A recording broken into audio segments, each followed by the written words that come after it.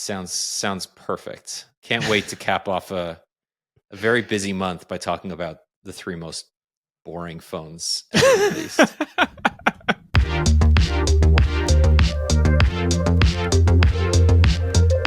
Hello and welcome to the Android Police podcast. My name is Daniel Bader. And my name is Will Saddleberg, and I wasn't on the ball this week because I was looking at our show notes. And this is our second show of the week, so welcome Which back. Is why, if you listen to our CES wrap-up show. And we did promise you a show in the second half of the week, hoping, praying that there would be enough interesting things to talk about. Unfortunately, there was nothing interesting to talk about, so we're just going to go over David Lynch's his movie history. To be fair, I was about to say we can talk about David Lynch, so I'm glad we're on the same page here. Good content. Great content. Okay, anyway, so speaking of good content, let's talk about what we expect to see at Galaxy Unpacked next week. Okay, so Unpacked is on the 22nd, which is Wednesday. You'll be there in San Jose. You'll be reporting from the ground. Yep. This week has been fairly busy when it comes to leaks of the devices, as it always is a week before any product launch, except for maybe Apple. Even though we did see a pretty convincing iPhone SE4 leak this week, but the Galaxy S25 series is coming next week. We know that it'll be in 3 sizes. All signs, all leaks currently point to this being yet another very iterative update for the line. We don't currently know if the rumored S25 Slim will be announced next week. We've been hearing that it will be kind of a mid-year release. If it is announced next week, it won't be available at the same time as the S series. But we do know that Samsung typically does like 2 major product launches a year. It would be weird for an S series phone, except for the FE, which has traditionally come out alongside or a bit later on after the foldables are released in July, to be announced alongside the foldables. So like, I doubt that the S25 Slim, if that's what they call it, ends up being a Z Fold and Flip 7 companion.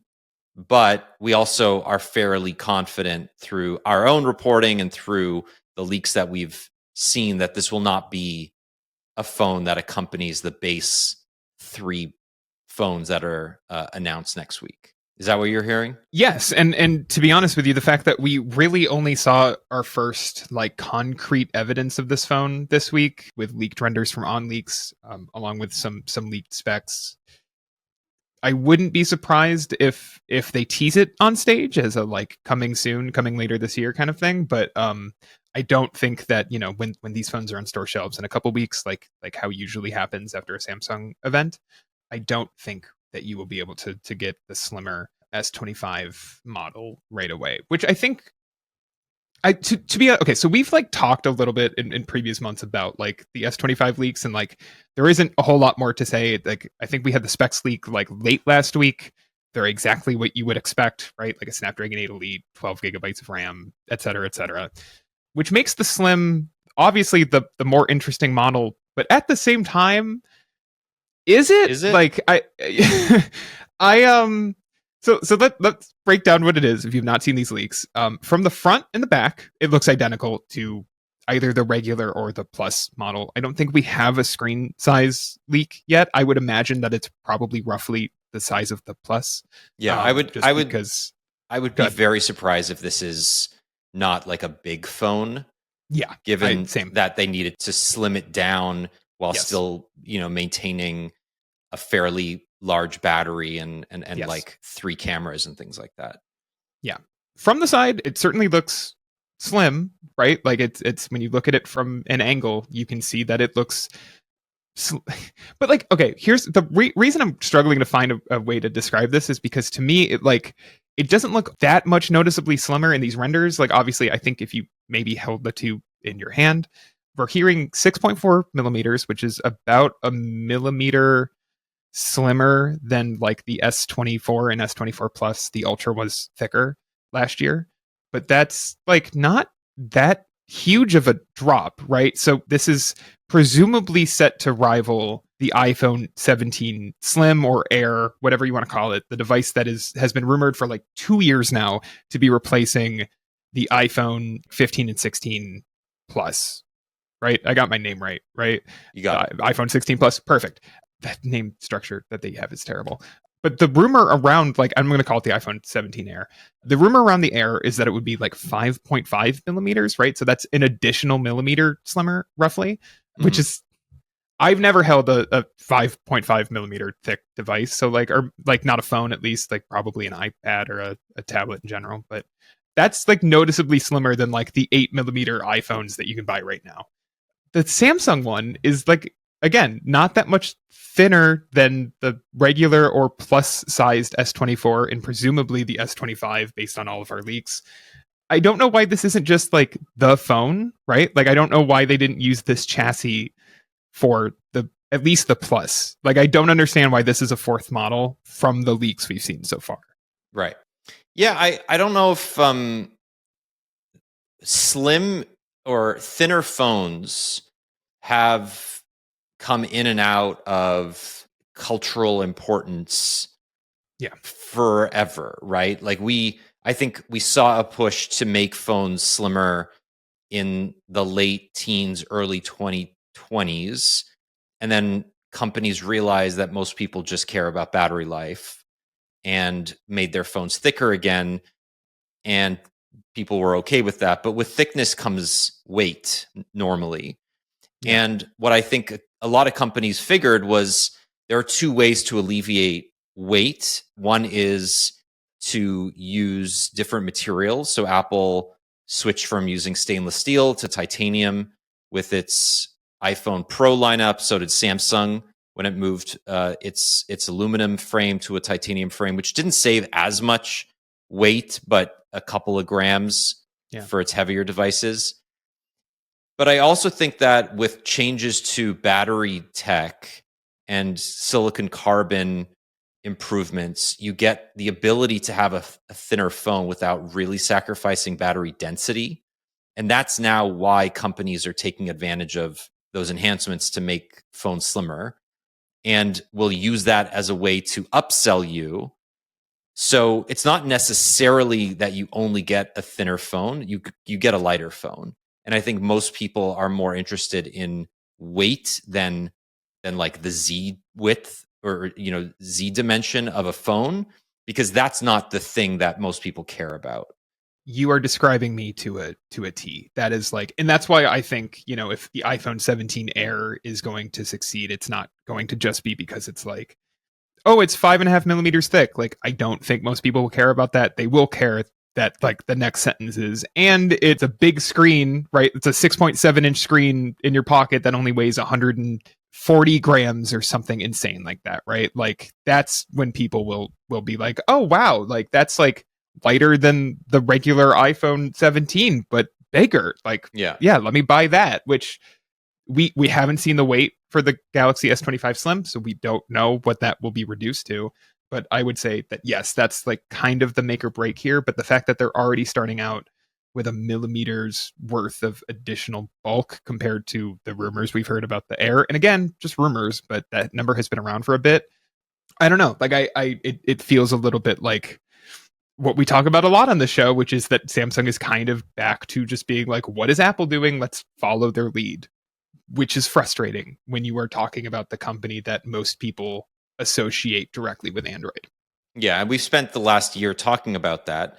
I think nowhere is that more obvious than with the iOS 18 One UI 7 One UI 17 comparison.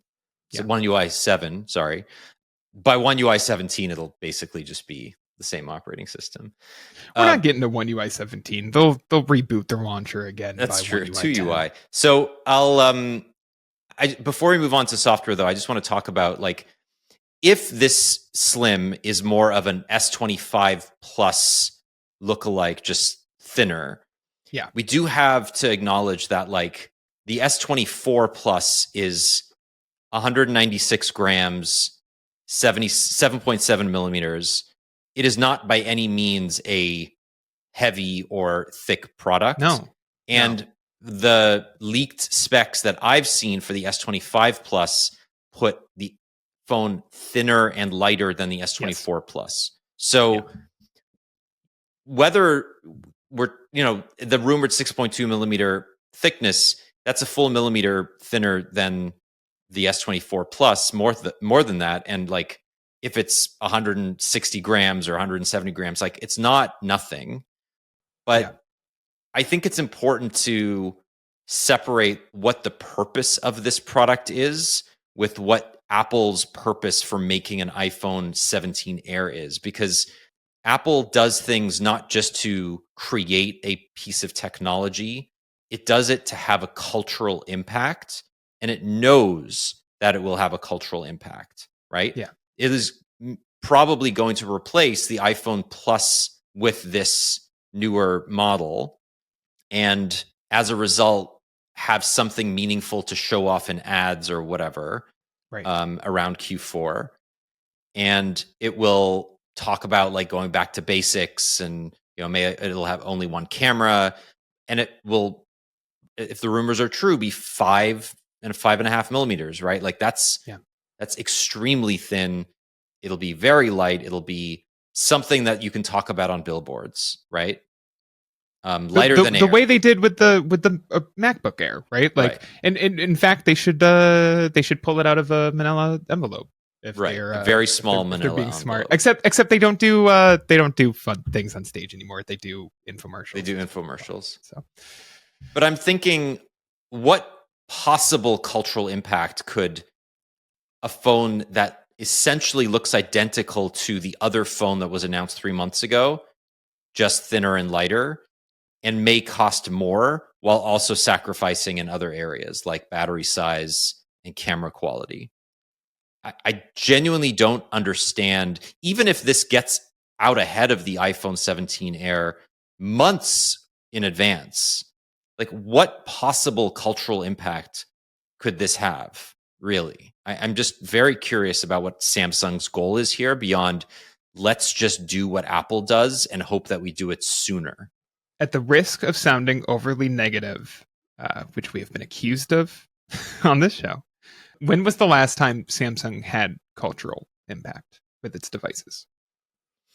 On the S series, I can't tell in you. general, because I mean, it's probably the foldables. Yeah, the flip, I think, has I think the flip line had a meaningful cultural impact, right? But that probably popped off around like the third, like the Flip 3. I feel like that peaked with the Flip 3, and then maybe a little bit with when they added the larger external screen on the Flip 5, but for the most part, and then the S series again. Yeah, I couldn't tell you. Like the frame TV maybe has a cultural. Well, if we're extending to televisions, yeah, sure. No, I'm just thinking like Samsung as a company. Like, when was the last time? Maybe it's television. Like it's OLED TVs. I think have a pretty good cultural impact. The frame TV, obviously.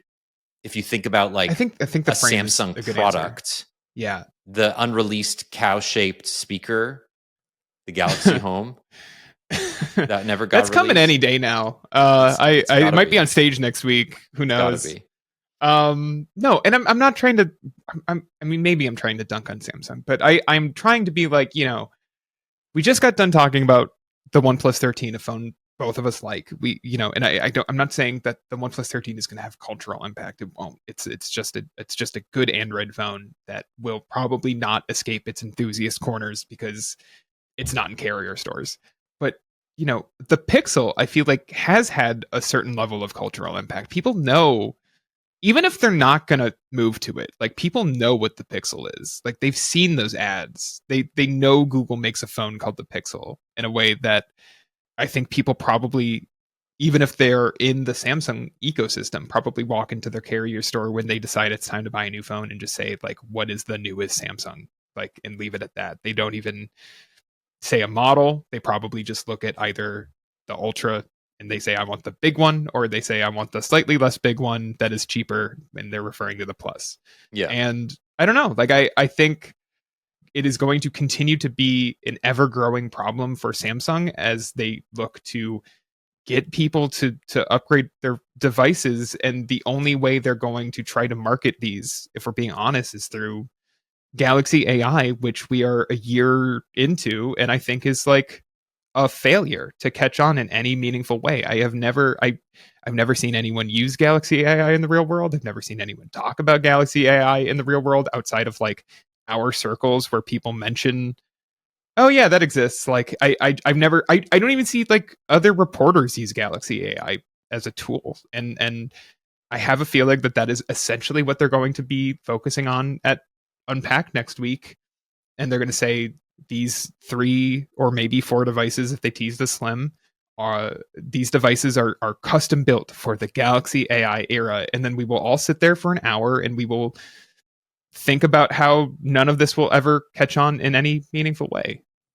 I also just, again, like, yes, I want to talk about AI. Not really, but I think it's important to talk about what the companies themselves are focusing on instead of hardware. Yeah. But I also just want to mention, like, this is the year that Samsung executives came out and said that they were unhappy with the performance of their S line. And they sent people back to work 6 days a week to try to fix that problem. Now, maybe the S25 lineup was already set by mid-year, probably was, and there weren't any substantive changes that going to work on a Saturday could have meant, right? But it is important to acknowledge that Samsung did have cultural impact for many, many years. And I think what's so frustrating is that they let themselves get disrupted.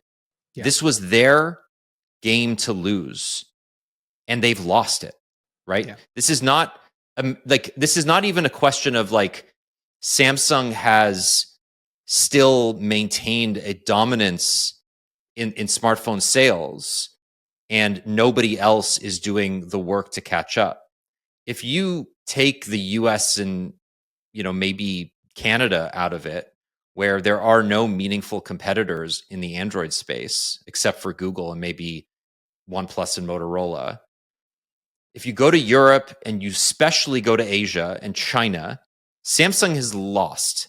They have lost the plot. They may have the highest market share. They may still be the most profitable Android manufacturer.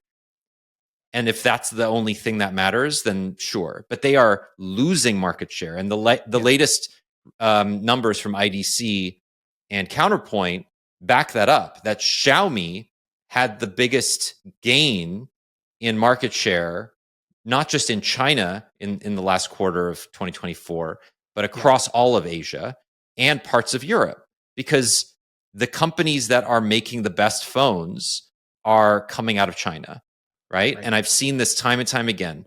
Vivo, Oppo, Xiaomi, and their subsidiaries are spending money to make phones that are exciting. And this week, the Honor Magic 7 Pro just launched. It's not going to be available in North America, obviously, but there are, you have been seeing phones for many, many months now that are objectively more interesting and more fun and just better devices than whatever Samsung is putting out. And Samsung seems to be moving in the direction where if you can't beat them, join them. And not only are they joining them, they're like settling into this old couch and they can't get out of it. They've like found their nook and they're comfortable in it. And they're like, I'm good here. Put a blanket over me.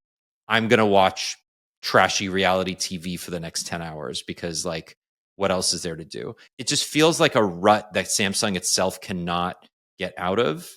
Yeah. And this is a company that, for all of its faults in the early 2010s, was an innovator.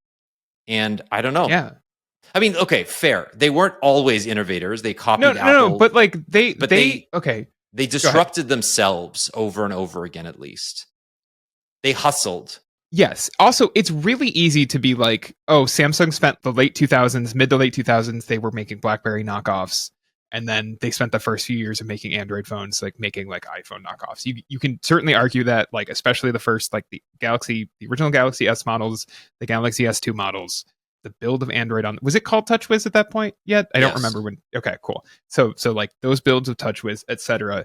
The S3 was not an iPhone knockoff. Like it But was it a weird was. phone. I mean, It like, but was. like It they was an were iPhone starting to knockoff. differentiate by then. Like they, do you not remember? Like they spent. Oh my god, I can't believe I That remember was this the because I phone that was they got sued for. the S3 or the S2. I thought it was the S2.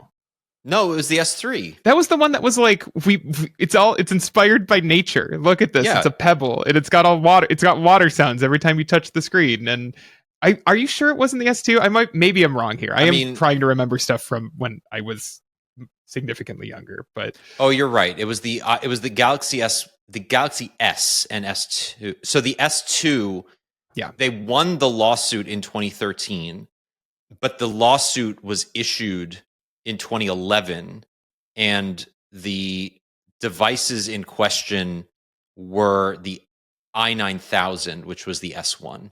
Yeah. Yes. Okay. Okay.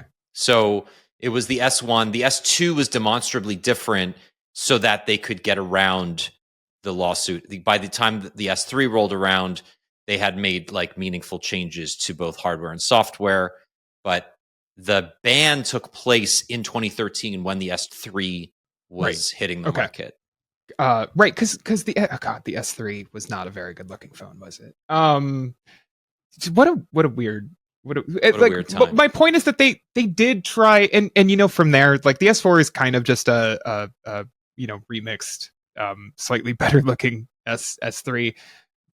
And then once you hit like the S5 and its weird band-aid finish, the S6 and the S7 and their the Edge counterparts, you get to the Edge era. Like Samsung is at least trying things that Apple would never touch, and obviously lots of those things, lots of those attempts to make unique phones did not stick or stuck for many years and then went away, like curved displays.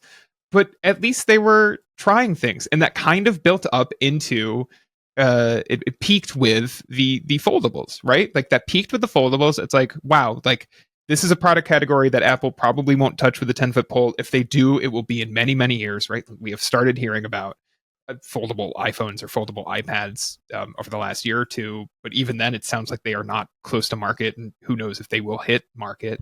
Although I'd argue that the Apple that releases Apple Intelligence can release a foldable, no problem. It will be more finished than Apple Intelligence.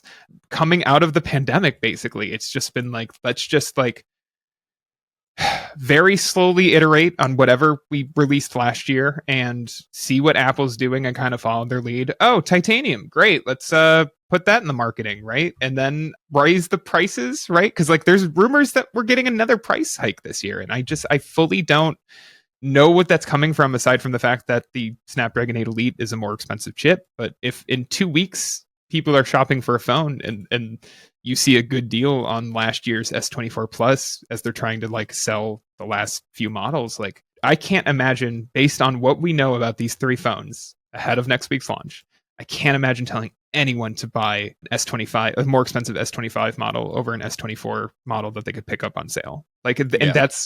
that was true last year too with the S23, and that's a problem. Like that's a company that is just not willing to innovate at all. And that, you know, we've spent too long prepping for Samsung next week. But the other thing that I expect to see on stage is that we know about Android XR. We wouldn't be surprised if we see teases of whatever headset Samsung is working on. Is that just going to look like the Vision Pro, basically? Like, is that just where we're going? Like, whatever Apple's doing, we'll do it a year later. And, you know, maybe it's cheaper, maybe it's not. But that's this company now. Yeah. And if that's what's going to keep people in the ecosystem, great. But what we've seen of the AI additions leaves me at least worried that the focus on agentic AI and like these kind of minor additions to, you know, because what we're seeing even on the Pixel and on the iPhone is that they're gating some software features based on hardware. Yeah. And Samsung has been fairly good about backporting most software features to its previous devices. And my concern here is there's nothing that suggests an S22 or 3, especially the S24, couldn't do most of the on-device processing that the 8 Elite can do. Right. And if it can't, Samsung has said that it's willing to do cloud-based AI processing for some things, right? You can toggle it on and off, and some features turn off. And this goes back to that question of AI features as marketing tools, especially when they're gated to new products. How realistic is that? Or is it, there are security concerns around sending some private data to the cloud. And I understand that most people who use these features probably don't want their personal data being sent to some data center to be processed and by an LLM and then sent back. But for the most part, if Samsung or Apple or Google wanted to make these features available to older devices, they can. I think that 99% of the people that would be worried about their data being sent to a processing, like a wherever, to be processed like in the cloud and then sent back, are not going to use AI features to begin with anyway. They're already not like interested in these tools, or at least the tools that are available to them today. So like I don't even think it matters that much. There is there's 1% of people that fits, but I think for the most part, like if people are using these tools, they either don't care where their data is being sent to, or or they don't they're know. not thinking about it, or they don't know. Right. Yeah. I don't think most people think about that at all. But I mean, that gets to like the idea of AI as a selling point, and whether it's really worked for anybody. I have not talked to anybody in my life who has bought an iPhone 16 for Apple Intelligence. Google is probably doing the best job of selling their phones on the promise of AI, but I also think that like they're doing exactly what you're saying, which is like I firmly believe the Pixel 8 Pro could handle Pixel Screenshots, which is a Pixel 9 exclusive app. Like you can't tell me that couldn't work on Tensor G3. They're very similar chips, and the 8 Pro has enough RAM. Yeah, I mean they're all guilty of this in some way, all of these OEMs. But you and I were talking in the pre-show about like I still have not seen like the selling point of AI, like mobile AI. It is almost exclusively it's either like tools that I'll never use or use extremely rarely, like translators or summary tools, or it's to make you buy things. It's to make you buy things faster or more things. We're a year or two, or I guess 2 years into mobile AI being the talking point, and I continue to shrug at practically every new feature, which is a problem. But these companies keep saying that it's this release, this is the big one. This is, I wrote a news story this week where Samsung put out a blog post talking about how sketch to image is going multimodal in One UI 7. The text of the before you even get to what they're trying to talk about, Samsung opens their blog post by being like, last year Samsung Electronics introduced Galaxy AI, ushering a new era of mobile experiences. This groundbreaking technology helped the Galaxy S Ultra series evolve into an even more indispensable tool for maximizing creative freedom. And I'm sitting here and being like, there was nothing groundbreaking about Galaxy AI last year. Nothing. Zero things were I would describe as groundbreaking.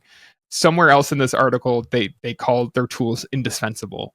I mean, I understand that like this is how they're going to market these phones, but we are approaching like levels of ridiculous corporate speak that I genuinely cannot continue to sit around and be like, whatever, just ignore the buzzwords. Like Samsung, like nothing you have made has been groundbreaking for like 5 years. If you want to use those words, then you need to get back to trying to innovate in this space, and you're not doing it. Yeah, I agree. But momentum is hard to shake.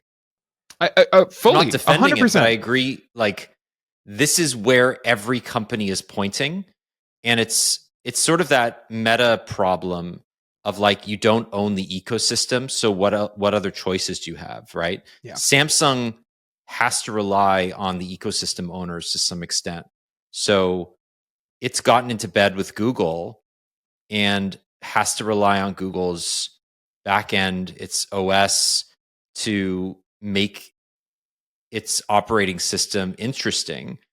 And how is it going to differentiate?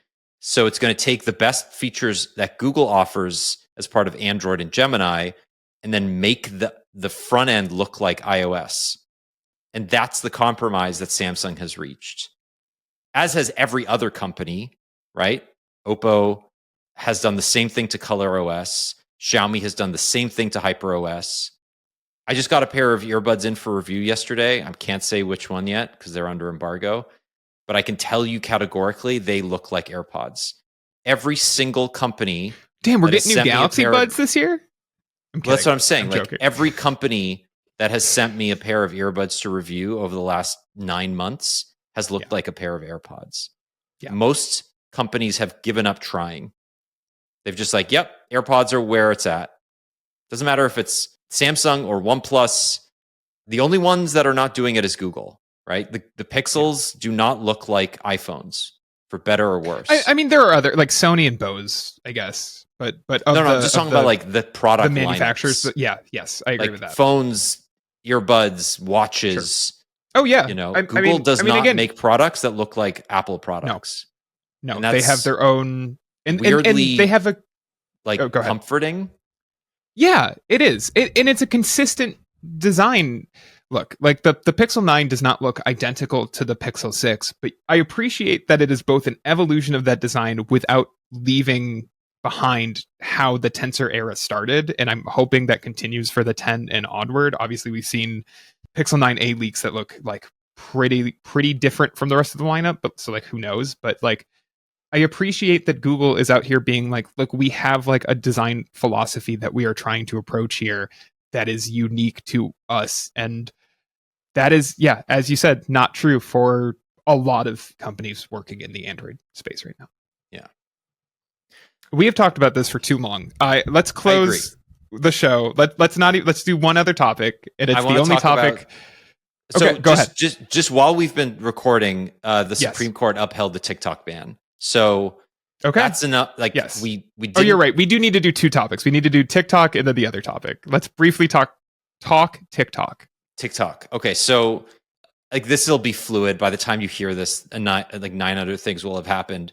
Yes, but TikTok officially, as of an hour ago, will need to be sold or banned from the United States. Like that is happening. Unless there's sorry, you're right. Unless there is an executive order or some sort of bill that punts this down the road. Trump very badly wants to push this to 2020 or to later in the year.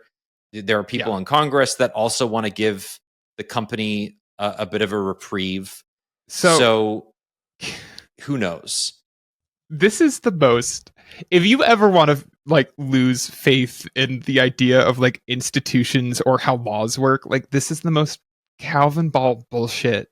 The like Biden administration being like, oh, maybe we'll do an executive order on Sunday, my last day in office. You know, Trump being like, I might give them 60 or 90 additional days. Congress being like, ooh, maybe we give them a break. Like, all of you are responsible for this situation, and now you're being like, well, hold on a minute, like what's going on here? Like, I know this is not new, but it is so funny to watch all of these politicians and lawmakers be like, well, hold on, like we got to figure out what's going on here. We got to give them a little more time, give them a break. And it's like, you passed this bill, like you did this. I watched you do it last year, and it's a bad bill that like could theoretically apply to other apps in the future. You didn't limit it to just TikTok, and it's mind-numbing to watch this happen. So who knows? Like we don't really have a lot to talk about on this because it's like I do not know what is going to happen Sunday. TikTok sources have said that they're going to fully shut down the app and not just remove it from the Play Store and the App Store. My best guess is that it goes dark for 24 hours and then it's back up on Monday when Trump signs an executive order to give them 60 or 90 additional days, and we do it all again in March or April.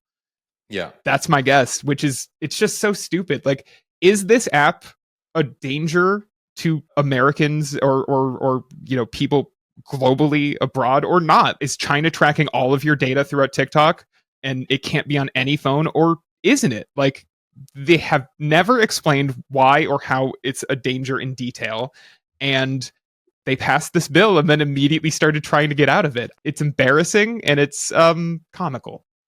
So there are two things that have happened this week that are funny. One is that TikTok was just flooded by "goodbye to my Chinese spy" posts, which are incredible. And then Red Note, which is the cultural exchange program that, you know, every high school teacher would kill for. Like, let's go, let's meet our Chinese pen pals. Right. Like Duolingo had its best week in years because everybody started learning Mandarin. And I think this is very funny, right? It's so funny. It's exactly what the government didn't want to happen. To pivot to an app actually like truly Chinese. Yeah. Like at least TikTok is an American app run by an American team that may have a Chinese owner, but like has been localized in a meaningful way, that has like data centers in the US that adhere to US law. Yeah. Anyway, it's ridiculous. It's very stupid. But so the date is January 19th that the app has to be either sold or shut down. And that is 2 days from today. So that is, and it's a Sunday, which why? Well, because Biden kicked it to, you know, I guess you're right, because he kicked it to the day before Monday is inauguration. Whoever would be inaugurated. Yes. So the entire thing was him, I think, betting on like, well, I'll deal with it after the election, you know, right before I get sworn in for my second term. And then a lot of things happened. And so, yeah. And at the same time, you know, obviously like Trump in his first administration was not particularly fond of TikTok. This is not the first time that we've gone through this process. And, you know, but now he has a TikTok account that he is massively popular and that he loves posting to. And so now he does not want to ban TikTok because that was a campaign tool and will continue to be a tool that he can use throughout the next 4 years. And so when I say Calvin ball, like it is truly just like these politicians want to have it both ways. They want like the anti-China sentiments in the US have chilled a bit since the pandemic. Right? I don't think it's chilled at all. In fact, I just think that the priorities are different. Well, but what I'm saying is that like the anger that people probably felt throughout 2020 and 2021 is not quite as strong as it, you know, in 2025 is my point, right? So let's be harsh on TikTok because that's an easy win against China was huge in 2020 and 2021, and now we are looking at it and everyone's like, well, wait, but I like my time waster app. Don't take my time waster app away. I think that's where we're at. And so I have no idea what happens. Stupid things. We haven't talked about that, like Elon Musk has been floated for buying this, which he can't afford it. He spent $44 billion on Twitter. He'd have to, There's no way he could afford to buy TikTok. Plus, like, even Trump's FTC would not want or let Elon Musk buy TikTok. Maybe. Because he's trying to make Twitter or X into TikTok. So having both it's the everything app under the same ownership, I don't think that's going to fly. Yeah. I've moved my bank account to X, by the way. Did I tell you that? I have. Yeah, I heard. And I actually have all your money now. So thank you for that. I appreciate you storing your passwords in plain text. Well, I stored it in the X password manager. Again, everything app. All you need. Which is plain text. It just converts everything to the word password. Musk is cool. One is actually my master password. That's how Americans really want their stuff stored. Speaking of which, did you see that report today from AT&T? The hack in July of AT&T customer data impacted every single AT&T customer in the US, including people that were being tracked by the FBI. No, I did not. That's nuts. Just truly like not. It's one of those things where like every single person that has a cell phone has been so like absolutely owned that nobody cares anymore. No. What are you supposed to do? What are you supposed to do with this? Like, I anytime Chrome is like, hey, you've got a few passwords that were probably in a breach, I'm like, I what do you want me to do about this? I don't actually care, which is probably not the right answer. But I'll be honest. I'm just betting on the fact that so many passwords have leaked that I'll be Mhm. fine. Probably, maybe. Exactly. Actually, don't go looking for my passwords. See, now I need Jules. Cut this. Now I feel like I need to go change all those passwords. Good. This is the incentive you needed. Absolutely, it's how I'm going Jules, to don't spend my cut that. weekend. Let him stew in his own his own anxiety for a minute. Can we end talking about a cool thing or a kind of Yes, cool let's talk thing? about the Switch 2. Okay. Okay, so this is obviously the biggest news of the week for anybody on the internet, but Yeah. is also the least meaty announcement because everything that was quote announced by Had Nintendo leaked. had leaked, and we don't really know anything new except for the fact that there may be a new Mario Kart. But beyond that, let's just talk about what Nintendo did and didn't do with this Switch 2 announcement. Yes. They didn't tease that it was coming. They just put a video on their social media at like 8:10 a.m. Eastern, which is the funniest way to do this, I think, after years of speculation and anticipation. If you haven't seen it, it's about 2 minutes long. It is essentially just the Switch turning into the Switch 2. It's bigger, it's got magnetically connected Joy-Cons. It's all black with some blue and kind of red. It's kind of a peach highlights. And it'll play Mario Kart 9 or Mario Kart, the next Mario Kart, whatever they call it. Mario Kart 8 Deluxe 2. I was thinking about it yesterday and it hit me that I was 18 when I bought Mario Kart 8 for the Wii U.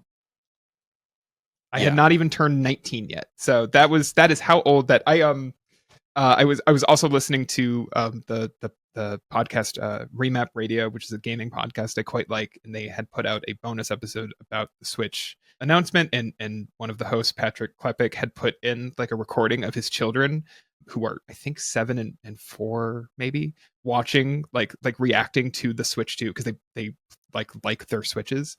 They like the Switch and they were reacting to the Switch 2 trailer. And when Mario Kart showed up, it was either this I think it was the 7-year-old was like, "Oh my god, Mario Kart 2." Which is the funniest way to be like, yeah, both of these children were born like, 4 to 8 years after Mario Kart 8 came out. So of course to them this is Mario Kart 2. I mean, Mario Kart 8 came out in 2014. 14, May 2014. Like just wild to me. Yeah. That I mean, Mario Kart 64 is almost 30 years old. Like it's just that's just mind blowing. Yeah, it's I'm excited for it. I have been waiting for it. I don't know what they'll do with it beyond the fact that they seem to be hinting at 24 player races, which sure, I'm into it. And Donkey Kong has his old design. He's got his like retro design in that trailer, which is cool. But yeah, in terms of the console, like I don't think we know like official specs at all about it. Like I don't think they've said like the screen dimensions unless I missed that. I would guess that it's probably close to 8 inches just based on the fact that it's larger than the 7-inch OLED model. We don't know if it's LCD or OLED. The rumor has been LCD, but who knows? I've seen a lot of people freaking out that they think those magnetically attached Joy-Cons will break because of it's got like a connector pin in it. I don't think that will be a problem in the same way that like I never had any issues with the rails, like the plastic connector rails on my Switch, on either of the Switches I've owned. The only real like hardware issue on the original Switch was Joy-Con drift.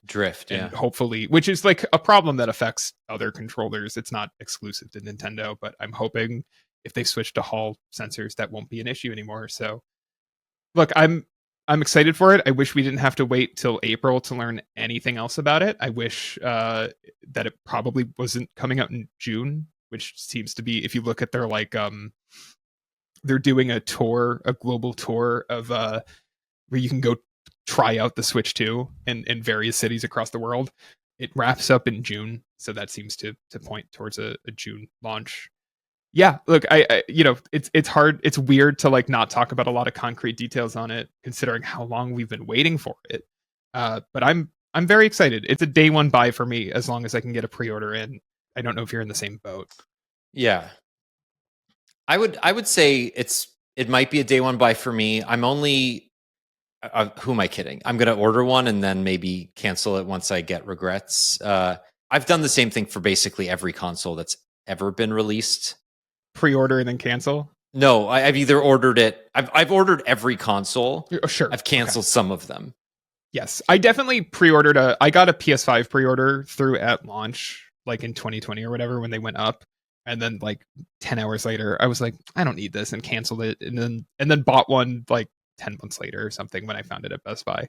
Yeah. To me, the Switch 2, like, it's a day one buy for me because I know I'm going to buy it, and so why, like, they'll Why never drop wait? the price on it, so why wait? Like, Yeah. I might as well just grab it while it's new.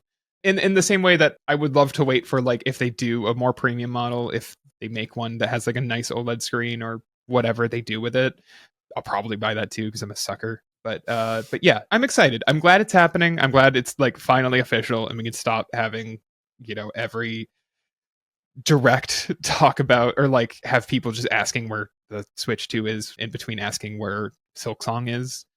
Yeah, it's cool. It looks good. I kind of wish it wasn't bigger. I actually really like the size of the Switch compared to like my Steam Deck, but that is, as we know with smartphones, that's how you get people to buy things. Do you Just think by that there's making going it to bigger. be like a Switch 2 Lite that will Yeah. be Yes, smaller? but they'll wait 18 months. Yeah, maybe. Though, or you know what? You know what it'll be? I know there's a Pokemon game coming out this year. Mm, Pokemon Legends something. I don't remember what it's called. ZA, right? Or whatever. It's got a something dumb like name. that. Yeah. But when they make the next like truly like the Gen 10 games, like whatever's after Scarlet and Violet, that's when they'll make the Switch Lite. Yeah, Switch 2 maybe. Lite. I don't know. In the same way, like the 2DS came out with X and Y, and I believe the Switch Lite was timed to one of the Pokemon games. I don't remember which. Yeah. It's so that you can buy it for your kids and they can have a more durable model that doesn't have the detachable Joy Cons. It's a little cheaper. I think that's what they'll do. Especially if the Switch 2 is more expensive, which it looks like it will be. I bet it's $400. Yeah, $400. So then maybe there's more urgency to release a cheaper model sooner, right? Yeah. But I don't know. Who knows? Nintendo's idiosyncratic that way. I also just think like with smartphones as well, everything is moving slightly bigger. This is not going to be the same size as a Steam Deck. Like it'll still be smaller, it'll be thinner. And it's unclear to me if like most people love the Switch because it's small. Like people will figure out a way to cart it around the way that Yeah. they've Oh figured out yeah. how to cart around a Steam Deck. And it's slimmer than the Steam Deck. Like Yeah, it'll exactly. still It'll be way fit slimmer. better in your bag than a Steam Deck does. But Right. I checked. The Switch Lite was timed to link the Link's Awakening remake. So Okay. but they try to time it to stuff where it's like, oh yeah, kids would play this. Right. So yeah, I would guess that they time that to a Pokemon game or something, an Animal Crossing game, maybe something like that. Yeah. Anyway, yeah, it's not a lot to go off of. I thought the teaser was okay. I don't think it was nearly as good as like. Do you remember the original Switch teaser from 2016? Yes, it was. I mean, it basically was like you're gonna play this on your roof, Yeah. in a hammock, Well, okay, on a plane, that in your was living room. a little. Like it was The roof was silly, but there was something brilliant, and obviously they had to do it this way. They don't have to sell the Switch 2 in the same way because they're not. They're not okay. I think there's two things going on here. Number one is that the Switch is an established thing. And not only that, but like portable handhelds are like an established category that came out of the success of the Switch, right? Like without the Switch, maybe you get a Steam Deck, but that certainly helps things along. They don't need to be like, here's how this thing works in the way that they did with the original Switch teaser, where it's like the guy comes in, picks up the controller, plays Breath of the Wild, detaches the Joy Cons from the controller, puts them in the Switch, and keeps playing and starts walking around. Like that was how they sold the Switch. It was a good marketing video, even though the roof stuff was silly. The second thing is that I think they are trying to really, really avoid a Wii U situation with the Switch 2, where they are like, here's the console look at it transform into this different, very clearly different thing. Yeah. It's a different console. It's not a peripheral. It's a different console. It's got a big 2 on the front of it. Like this is a different thing. And as much as I think names that were teased like Super Switch would have been maybe a little more fun, like I totally get why they're like, this is the Switch 2. It is the successor to the Switch. We don't want any confusion here. So yeah, it's an okay teaser, but I'm more excited for the direct. I just wish we didn't have to wait 3 months for it. Yeah. It's 3 months, but like in the context of like the life cycle of a Switch, it's going to be nothing. I True. think what's most interesting to me is what games are they going to announce alongside it at this Yes. April event, right? Like Yeah. there won't be a Breath of the Wild style Zelda game. We know that No. because Tears of the Kingdom just came out. There will likely be a number of HD remakes and things that Nintendo is always working on, but those will be available for the Switch as well because Nintendo is very good about backwards compatibility and making its newer games available for old consoles for a very long time. I mean, Breath of the Wild came out for the Wii U, and that is the game that I think had the biggest cultural impact in selling Switch consoles. So most people Yeah. don't remember that it came out for the Wii U, but it did. Yeah. And we know that there's a new Mario Kart, right? That's the thing that got teased in the video. Which it's the best selling Switch game, and so like it makes perfect sense that they would tease that. But But it's also yeah, Mario Kart. Like it is Mario I Kart. love Mario Kart. I love me a Mario Kart. But you play Mario Kart 8 or 8 Deluxe, it is essentially the same game that you've been playing for 35 years. Yes. And the handling's perfect. You can't improve the feel of that game. So it's like I truly don't know what they do next beyond the fact that like it's got a different visual look, but they're gonna have to think about like they can't even it's not even like they can include, oh, we've packed it with tracks because Mario Kart 8 Deluxe has 96 tracks now. Like they can't, so With I don't know. DLC though. I'm counting the DLC, but you get the you Okay. get the DLC if you're a Switch Online subscriber anyway. But only So the like more it's expensive one, right? well, yeah, but why are you on the free one? Don't you want to play N64 games? No, it's not free. It's like $25 a Or year. sorry, why are you on the cheap one, the $20 one? I'm on the cheap one because I just Nah, play get the off the cheap SNES one. games. Well, why are you doing that? Those are They're good terrible. They're games. so old. They're fun. I like No, those they're games. old. Ew. Why would you might as well play Atari? I'm kidding. I'm just Oh trying to my make god, Daniel you're mad. such a snob. I do kind of feel that way about NES games though.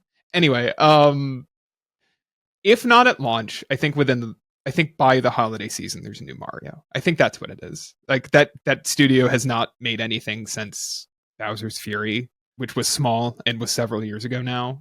So yeah, I think that is, if not at launch by holiday 2025, that game comes out, and that's the big system seller for it beyond like a Mario Kart. I assume Metroid Prime 4 is a cross platform game that gets on both. Oh, certainly. Yeah. Fire Emblem, maybe. Fire Emblem, maybe they tease an Animal Crossing. It's been a while since New Horizons came out, and that game sold insane, and the pandemic helped it, but still, those are my big guesses for first party titles, and then they try to get a Cyberpunk or something like a big third party name that people go like, wow, like people who don't have a Steam Deck go like, wow, you can play that on the Switch too. That's crazy, and they go I from think there. I think Cyberpunk will come to the Steam Deck too. Can you? Why I not? actually have no idea. Can you play Cyberpunk on the Steam Deck? I haven't. I've never looked. Did I say Steam Deck too? Sorry, I meant Switch too. Oh, But okay. All I heard was Steam Deck, and I was like, I you thought that was can verified. play it. You can play it Yeah. on the Steam Deck. It's not great, but Okay.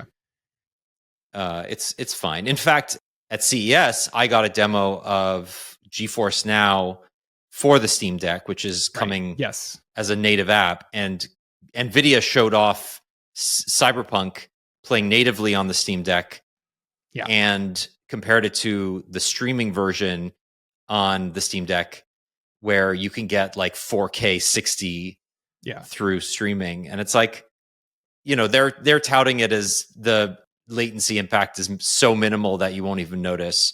I've never been able to play a game over GeForce Now where I didn't really feel the latency, but I also think with a game like Cyberpunk, it's less important. Like it's not a twitchy FPS that you Right. kind of need to have 15, 20 millisecond latency. But anyway, that's besides the point. Yeah. That's it. That's the Switch 2. And we don't have a lot more to go off of, but we'll talk about the direct in April, maybe. Yeah. Maybe. Who knows? That's it. That's Samsung it. next week. We'll we'll come back and we'll talk about it then. Sounds perfect. Can't wait to cap off a a very busy month by talking about the 3 most boring phones ever released. If you want to complain about Daniel's negativity, you can write into the show at Please. I mean, look, people complain about it anyway, but like, come on, everybody agrees with me. I'm not a negative person. So. No, I'm not. I'm doing this because I love technology, and I think even Samsung knows that this is a disappointing update.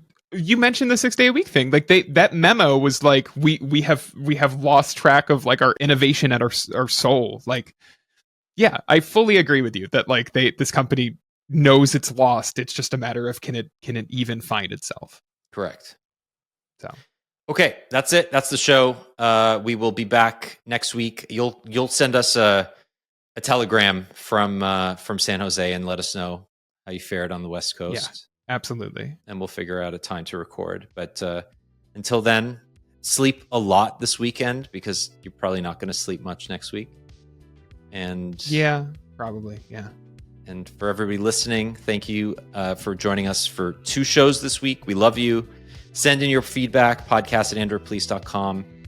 Let us know what you're looking forward to most with the Switch 2, because I just want Metroid Prime 4. That's it. That's all I want. But I'm sure other people have opinions. And I had an Amazon pre-order for that game for 4 years, and they canceled it like 2 weeks ago. I'm so mad. It's coming. It's definitely. Yeah, but now I have to pay the $70 for it instead of the $60 or whatever. Like I had it locked at $60. I'm just got it. Okay. Well, too bad. Too bad. So sad. That's the show. We'll talk to you soon. Bye-bye. Bye.